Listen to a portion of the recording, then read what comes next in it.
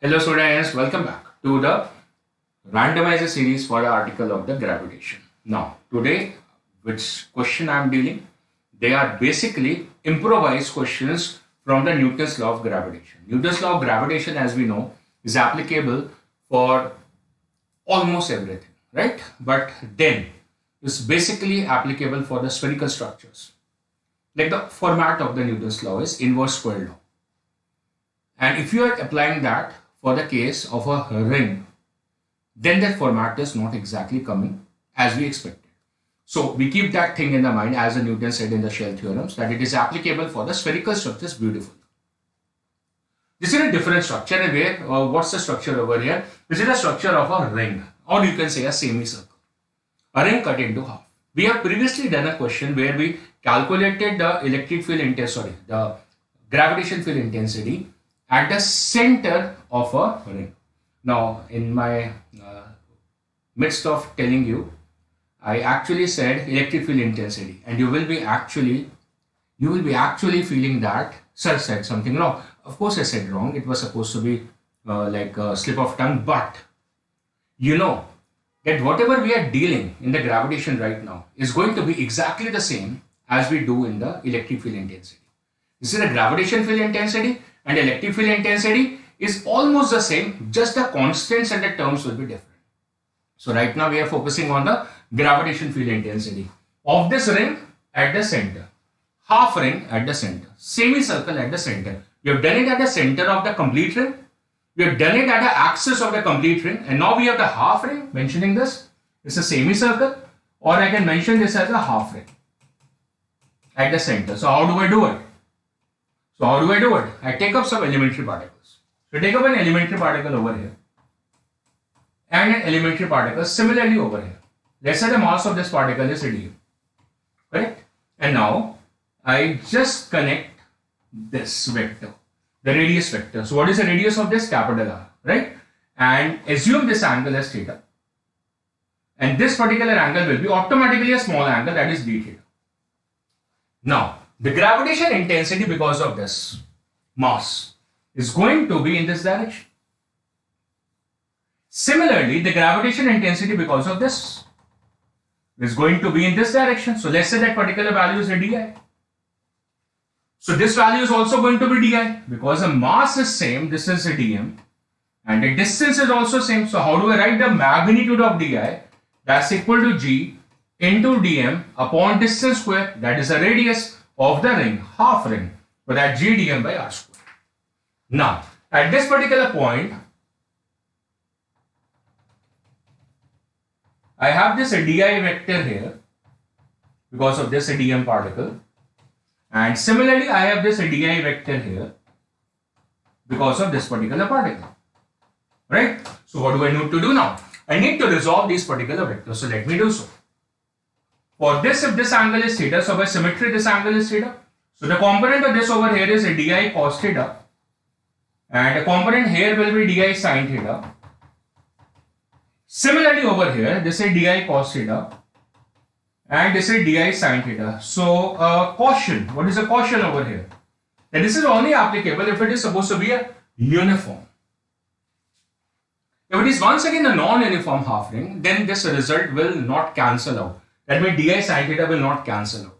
But right now we are assuming this to be a uniform ring because the question hasn't given us any variation.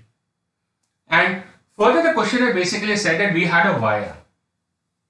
This wire had a length of L, and we had actually converted this into a ring, half ring, which means this entire length, this length was actually carved out from here.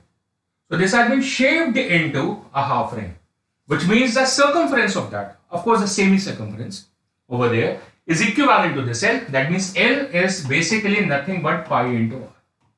So anytime we can substitute a value for the R from there as equal to L upon pi, which we will do in the last step. Right now क्या करना है? Net intensity का direction मिल गया है. So what is the value for the resultant intensity? Let's write it out. ये कहाँ लग रही है? इस arrangement में vertically up along the J cap or along the y-axis, and is equal to integral of di cos theta. So let's complete the question. di की value place करते हैं. So that's g into dm upon r square and into cos theta. अब dm की value place करते हैं. dm क्या है? Elementary मास particle, जो कि पूरे पार्टिकल्स में से एक स्मॉल पार्टिकल है, पूरे डिस्ट्रीब्यूशन का स्मॉल पार्टिकल है. किस तरीके की डिस्ट्रीब्यूशन है? फोकस करते हैं. It's a linear distribution. What's the kind of distribution?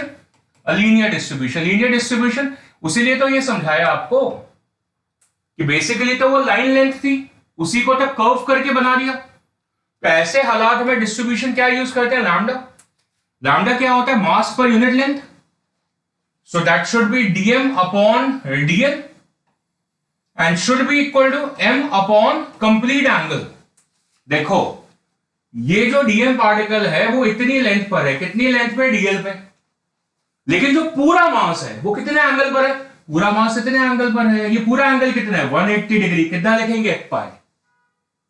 So the dm length is on dl length and the m mass is on the complete semi-circumference, that is pi into r. ठीक है ना? पूरे पे and pi into r. और dl कैसे लिखोगे? अरे angle property से. जैसे dl, ये रेडियस r है, ये एंगल d थीटा है. So we have dl as equal to r into d theta.